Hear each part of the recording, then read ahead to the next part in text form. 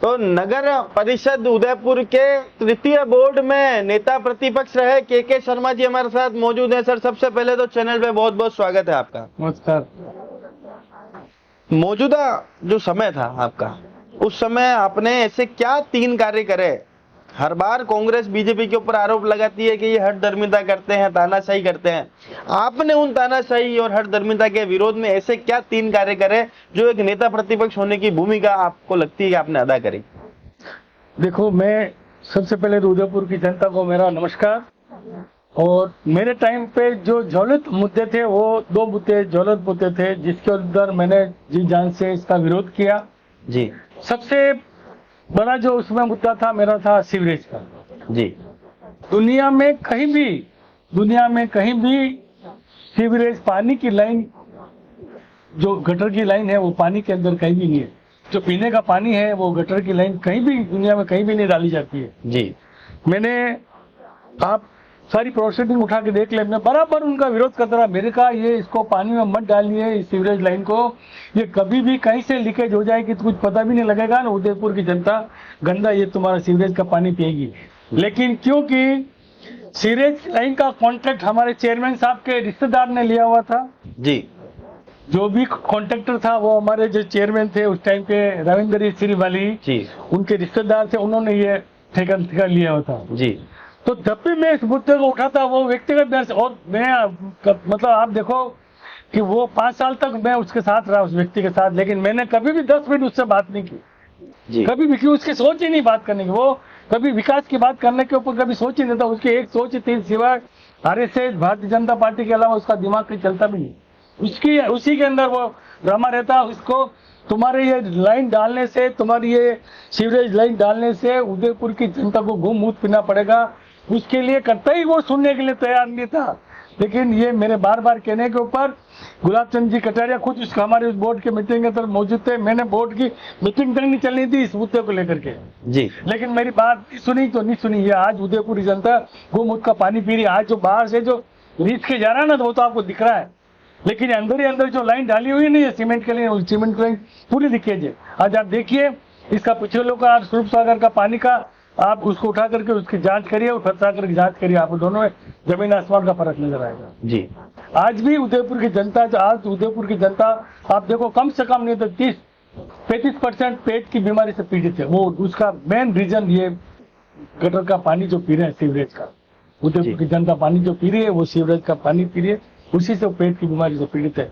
मैंने इसका बहुत विरोध किया और बहुत मतलब आप देखो मेरे जितना मेरे में ताकत थी, हमारे साथ जो पार्षद थे उन्होंने सबने ताकत लगा करके पूर्ण विरोध, हमने बोर्ड को चलने तक नहीं दिया, लेकिन इन्होंने नहीं सुनी। वो नहीं सुनने का कारण ये था उसका व्यक्तिगत हित था। आज उदयपुर की जनता अगर उसको माफ करती है तो ये उनका है। बाकी आज उदयपुर की जनता जो गोमूत्र का पानी पी रही है उसका जन्मदाता रविंद्र श्रीवाली है, क्योंकि इसका रिश्तेदार था और उसको रिश्तेदार को इसने प्रोत्साहित करने के लिए उसको ठेकेदार को उसने किया और वो उसने लाइन को डाली। और आज उसका नतीजा ये है कि वो आज भी लाइन उस पानी के अंदर पड़ी हुई है सीवरेज की, और उदयपुर की जनता ये सीवरेज का गंदा पानी पी रही है। दूसरा कार्य बताया। दूसरा मेन मुद्दा था अवैध निर्माण। जी। आज आप देखिए यहाँ से लगा करके आपके इस कलेक्टर से लगा करके सीधे शुरू वहाँ आप चले जाइए सुखाड़े सर्किल, इसके बीच में जो जितने भी अवैध निर्माण हुए, ये तो मैं आपको मेन एक छोटा सा उदाहरण बता रहा हूँ। जितने भी अवैध निर्माण हुए उसके जन्मदाता रविंद्र श्रीवाली, और मेन जो जाता है वो गुलाब चंद कटारिया जाता है। गुलाब चंद कटारिया की सेवा के ऊपर वो सारे जिन लोगों ने अवैध निर्माण किए, मैं इनको कह के थक गया। मुझे 350 प्रकरण थे, ये 350 अवैध प्रकरण थे जिसके अंदर करोड़ों रुपए का लेन देन हुआ उस टाइम जी। और उसके बाद में मेरे हटने के बाद में उन सबको नियमित कर दिए गए। अच्छा। हाँ, उनका सबका नियमन हो गया उनका। पर नेता, कांग्रेस के नेता का तबका तो आपके पास तब भी था, आप वहां से पदमुक्त थे, उसके बाद भी आपके पास तबका था। मेरी बात सुनो। आज उदयपुर की जो लोग हैं, जो 5 साल तक मैंने मेरे जितनी मैंने ताकत थी उसको लगा करके मैंने फुल फ्लोस विरोध किया, और ईमानदारी से मेरी जिम्मेदारी थी, उस जिम्मेदारी को मैंने और मेरे सभी पार्षदों ने बखूबी निभाया। इसका आप रिकॉर्ड देख लीजिए, इसका अखबार देख लीजिए और उदयपुर की जनता देख लीजिए। नहीं तो ईमानदारी से कसम खिला के इनके लोगों को पूछ लीजिए जो उस टाइम के पार्षद थे उनके जी, कि हमने 5 साल तक किस ढंग से मतलब उदयपुर की जो ज्वलन समस्या उसको हमने ईमानदारी से जी। उठाया। कल हमने खबर प्रसारित करी कि भाई अब तक जितने उप महापौर या उपसभापति रहे वे पदमुक्त होने के बाद अपना राजनीतिक भविष्य तलाशते नजर आए। आप सोच लीजिए कि कौन कौन थे और उनके बारे में उनका राजनीतिक भविष्य आप खुद आकलन करें। देखो सभी संघर्ष के अंदर सब अपने अपना सारा टाइम व्यतीत कर दिया। और ये दिनेश श्रीमाली था, दिनेश श्रीमाली के जो आका थे वो सीपी जोशी जी थे, वो क्या थे क्या नहीं थे वो मैं नहीं जानता हूँ, लेकिन वो उसको जो टिकट मिला वो ड्यू टू। मेरा सवाल आपने सुना नहीं। मैंने कहा कि अब तक जितने उपसभापति या उपमहापौर रहे वे कहीं ना कहीं अपना राजनीतिक भविष्य तलाशते नजर आए। बीजेपी की बात कर रहा हूँ। बीजेपी की बात कर रहे हो तो देखो बीजेपी की बात ये सब अपने आप में हमेशा संघर्ष ही करते रहे और गुलाब चंद कटारिया इनको एक दूसरे को मोरेबाजी फिट करता रहा जी। आज अगर उसको अगर ईमानदारी से अगर उसको कुछ करना था तो इन्हीं लोगों में से किसको टिकट देना था जो संघर्ष कर रहे हैं इसके अंदर जी। ठीक है ना। आज बहुत से लोग हैं जो आप अभी भी कर रहे हैं, लेकिन वो उनका राजनीतिक भविष्य भी उज्जवल था लेकिन उसको आने नहीं दिया आगे जी। कांग्रेस पार्टी की बात करते हैं तो थोड़ा सा सिस्टम अलग है। यहाँ पर लोगों को मौका दिया जाता है, पर वहां पर भी उन लोगों को मौका दिया जाता है जो नेताओं के पसंदीदा है। अब आपको भी उसमें दरकिनार करा गया। ब्राह्मण नेता आप भी थे, ब्राह्मण नेता दिनेश जी श्रीमाली भी थे, ओहदा आपका भी वही था, नेता प्रतिपक्ष आप भी थे, नेता प्रतिपक्ष वो भी थे। तो फिर आपके बाद आए हुए दिनेश जी श्रीमाली को पहले मौका क्यों मिला? वही जो मैंने पहले आपको बताया, वो दिनेश श्रीमाली का आका जो था वो सीपी जोशी था जी। उसको और सीपी जोशी जी के और गुलाब जी के दोनों की थोड़ी यारी दोस्ती भी बहुत अच्छी है। कैंडिडेट भी दोनों सोच समझ के देते हैं भाई। वहाँ एक बार जो रामचंद्र जी को टिकट दिया था सीपी जोशी जी के सामने, वो सीपी जोशी के टक्कर का व्यक्ति नहीं था, पर वो यारी दोस्ती थी तो वो एक कमजोर कैंडिडेट दे दिया उधर। और इधर भी वो वापस उसको निभाना था तो इधर ही गुलाब जी के सामने कमजोर कैंडिडेट दे दिया जी। तो ये तो यारी दोस्ती का भुगतान दोनों ही जगह के लोगों ने करा। यारी दोस्ती के अंदर दोनों पार्टियों ने नुकसान उठाया। और जो बेईमान नेता जो रहे इन्होंने कभी भी ईमानदारी से कभी भी अपने तराजू के अंदर उसकी ईमानदारी को नहीं तोला। जो आदमी लंबे समय से संघर्ष कर रहा है, जो लंबे समय से जिसका अधिकार है उसका अधिकार बन जाए, वो न तो कांग्रेस ने दिया किसी को, न भारतीय जनता पार्टी ने किसी को दिया जी। ये उन लोगों के साथ ही बेईमानी की है जिन लोगों के साथ, और कांग्रेस में भी हमारे साथ उन लोगों ने बेईमानी की है कि हाँ हमने वाकई में जो वाकई में जिसका अधिकार था उसका अधिकार छीन करके हमने दूसरे व्यक्ति को दिया। जनता आपसे तब भी मोहब्बत करती थी और जनता आपसे आज भी मोहब्बत करती। इसका उदाहरण हमने देखा कि हितांशी जी जो आपकी डॉटर है वो वापस उसी वार्ड से चुनाव जीती जहां से आप चुनाव जीते थे। तो जनता की मोहब्बत में कोई बदलाव नहीं आया। देखो जनता पार्टी के नजरिए में क्यों बदलाव आया? जनता की मोहब्बत का बात है। आज आप कहीं से भी चुनाव लड़े। आज मैं वहां से जब चुनाव लड़ा था 2004 से 2009 तक, उदयपुर के अंदर परसेंटेज के अंदर सबसे ज्यादा वोटों से मैं जीता था उदयपुर में उस टाइम 2009 के 4 के अंदर जी। और ये ईशांशी उसके बाद वापस जो ये गैप होने के बाद में 2 गैप होने के बाद वापस जो ये चुनाव लड़ी 19 में, और ये जो वापस जीती थी ये मेरे से 15 वोट ज्यादा है। तब भी उदयपुर के अंदर सबसे ज्यादा परसेंटेज वोटों में ये सबसे ज्यादा थी जी। लोक विधानसभा के अंदर गिरजा जी जो चुनाव लड़ी तब भी हमारा रेशो ये कही हमने वहीं से इतनी हम जो लाए ना हमारे उस वोट के अंदर ज्यादा कोई डिफरेंस नहीं हुआ। 25 से 40-50 वोट का डिफरेंस हुआ जी। अभी आप देखो उदयपुर के अंदर सबसे ज्यादा 953 वोट से गौरव वल्लभ को जिताया हमने हाड़ से जी। अच्छा यूनिक हाड़ की जनता 50% हिंदू है, 50% मुस्लिम है। और आप देखिए हिंदू में भी आप देखो बहुत कम परसेंटेज लोग हैं जो कांग्रेस आइडियोलॉजी के हैं, लेकिन व्यक्तिगत प्रभाव और व्यक्तिगत काम से हमने जो 5 साल में 5 साल लोगों को काम किए मैंने। अब दिन रात में भी कोई मुझे कहता तो मैं उसका काम करके वापस उसको फोन करता भाई वापस तुम्हारा ये काम हो गया जी। तो कुल मिला के जनता के जब तक आप काम से जुड़ोगे नहीं, जनता की समस्या से जुड़ोगे नहीं, तब तक आप कर नहीं पाते। और ये रिजल्ट मैंने आपको विधानसभा में बता दिया, ये गिरजा जी चुनाव लड़ा तभी बता दिया, और ये गौरव वल्लभ लड़ा चुनाव तभी बता दिया। आप उठा करके देख लीजिए 15, 20, 25, 30, 40, 50 का वोट का फर्क है, बाकी ज्यादा कोई फर्क नहीं। उस पार्टी से आप ताल्लुक रखते हैं जो पार्टी 30 साल पुरानी पार्टी है, और आज उस पार्टी का उदयपुर शहर जो मुख्यालय है वहां पर पार्टी का कार्यालय ना होना, जहां पर दिग्गज नेता रहे हैं, सुखाड़िया जी जैसे नेता, गिरजा जी जैसी नेता, सीपी जोशी जैसे नेता रहे, यहाँ से नेता निकले इतने बड़े बड़े, उसके बावजूद भी शहर के अंदर कार्यालय ना होना, और उसी शहर में अखिल भारतीय विद्यार्थी परिषद का 3 मंजिल का कार्यालय है। कितना शर्मिंदगी का विषय मानते हैं इसको?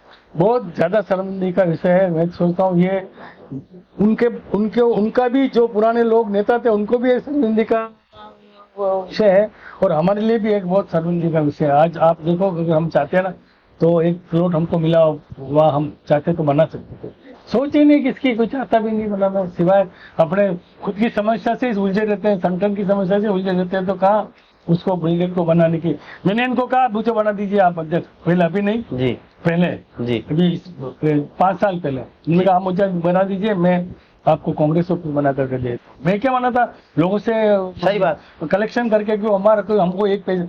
मैं आपको बताऊं, मैं नगर निगम के अंदर हमारा जो चेयरमैन था ना, रविंद्र जी सिरमाली, वो पानी भी नहीं पीता था वहाँ। क्यों? पानी इसलिए नहीं पीता था, हम सब हरिजन है वहाँ। अच्छा, मैं जब पानी पीने लगा, मैंने कहा यार तुम, वो जनता को ये बताता हूँ मैं पानी भी नहीं पीता, ईमानदार आदमी हूँ। अच्छा, जबकि आप देखो लाखों करोड़ों रुपए के वहाँ उसमें हेर फेर उस टाइम भी हुई है, जी, इन्होंने नहीं की होगी, इनके किसी करीब ही नहीं की होगी। जी, तो मैं भी जब जाता था, मैंने कहा तुम आप लोग पानी नहीं पीते हो, तो मैंने भी पानी पीना छोड़ दिया। मैं भी जब जाता था, पानी की बोतल उस मीटिंग के अंदर घर से लेके जाता था। जी, आप किसी को भी पूछ लीजिए, मैंने भी चाय भी नहीं पी वहाँ की। अच्छा, अब एक बात बताएं कि जो के शर्मा जी को पूरा शहर जानता है, वो के शर्मा जी एक समय तक तो कांग्रेस के बहुत बड़े नेता रहे, इंटक के भी बहुत बड़े नेता रहे, हिंदुस्तान जिंक से भी आपने काफी, वहां पर भी आपने मजदूरों की काफी समस्याओं को निर्धारण करा। अब के शर्मा जी एक विशेष समुदाय के और विशेष संप्रदाय के नेता बन गए।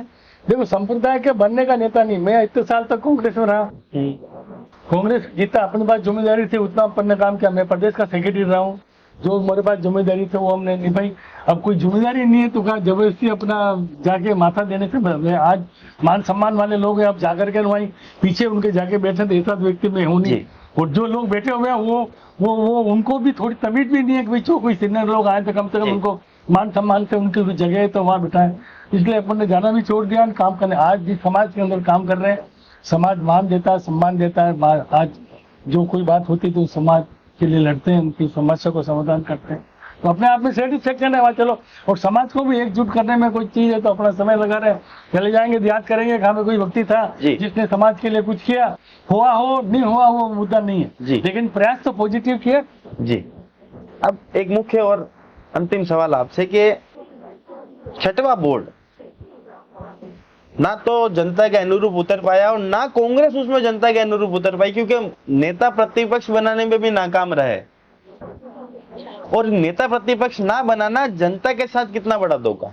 देखो, जनता के साथ बहुत बड़ा धोखा है, और ये सबसे जो हमारे जो नेता है, भले आप प्रदेश के नेता ले लो, जो भी आया सबने कहा बनाने कर रहे हैं, और निकम्मे नेता है। और हमारे जो वर्तमान में जो नेता है वो भी निकम्मे नेता है, उनको भी कोई सोच ही नहीं है कि वाकई में हमको इसको चिंता हो, बोर्ड की, उदयपुर की चिंता हो, कम से कम हमको लीडर अपोजिशन देना चाहिए ताकि वो समस्या को समाधान करे। ये आप देखो, ये जो कुछ भी ये 5 साल के अंदर जिन लोगों के साथ मतलब बीती है, सब अलग अलग मुंह जा करके हुए, तो कुल मिला के संगठन के नेतृत्व की गलती रही इसके अंदर। अगर वो चाहती तो कम से कम किसी को भी बना देती, तो कम से कम वो अपने हिसाब से संगठन को चलाता। अब लोकेश जी जो है, लोकेश जी गौड़ जो पार्षद थे, वो 3 बार के पार्षद थे, क्या उन्हें बनाया जा सकता था उस समय मौजूदा परिप्रेक्ष्य में? देखो, ये मैं ही कह रहा हूँ, संगठन जो प्रदेश लेवल का जो संगठन है उनकी जिम्मेदारी है कि उनको देख करके हाँ भी वाकई में ये कर सकता नहीं कर सकता, तो वो उनको बनाना था जी। सीनियर आदमी था, बना देते, क्या फर्क पड़ता जी। उसको नहीं बनाते, किसी महिला को बना देते, तुम्हारे को झगड़ा नहीं, इसको नहीं बनाना, किसी महिला को बनाते, किसी को बनाते। मेरे कहने का मुद्दा ये है कि आप किसी को आपको लीडर अपोजिशन बनाना था। आज 5 साल तक आपने लीडर अपोजिशन नहीं बनाया, ये सबसे बड़ी प्रदेश कांग्रेस कमेटी की नाकामी मानता हूँ। और जो लोग भी यहाँ आकर के बड़ी बड़ी बातें करके जाते रहे फरवरी में, उनकी भी बहुत बड़ी ये इसके अंदर हार मानता हूँ कि वो खाली लोगों को आकर के मूर्ख बनाते रहे, बाकी किसी को कोई लेना देना नहीं रहा। संगठन को मजबूत करने की कभी किसी ने सोची भी नहीं कि संगठन को मजबूत किया जाए। दिनेश जी श्रीमाली और गौरव वल्लभ जी की जगह अगर के शर्मा जी को मौका मिलता तो परिप्रेक्ष्य क्या होता और क्या स्थिति होती कांग्रेस? देखो मेरी बात सुनो, ये बात तो मैं ज्यादा कुछ नहीं कह सकता हूँ, लेकिन जितना जो मार्जिन रहा है, जितने हारने की बात मैं नहीं कह सकता हूँ, लेकिन अगर थाराचंद जी जैन और अगर हम आपस में होते तो ये आप देखो ज्यादा कोई भारी डिफरेंस नहीं रहता, ये 500,000 वोट में निपट जाता मामला, या तो वो जीत जाता या मैं जीता। जी, ज्यादा डिफरेंस वाली बात नहीं थी। क्योंकि हम आज भी देखते हैं कि आज भी आपके पास और सुरेश जी श्रीमाली के पास एक भारी जन समूह है। जनता के काम करते हैं, जनता के बीच में रहते हैं, सब जो लोग जानते हैं। आज उदयपुर की पढ़ी लिखी जनता है, पढ़ी लिखी जनता उदयपुर की समझती है वाकई में हमारा भला कौन कर सकता है, कौन नहीं कर सकता। जी, तो वो अच्छा, दूसरा ये गौरव वल्लभ की बात नहीं, गौरव वल्लभ जी का लेना नहीं देना नहीं, अब आ गए तो आ गए, अब क्या है उसमें, आए और चले भी आए गए। और चले गए, उसमें क्या है?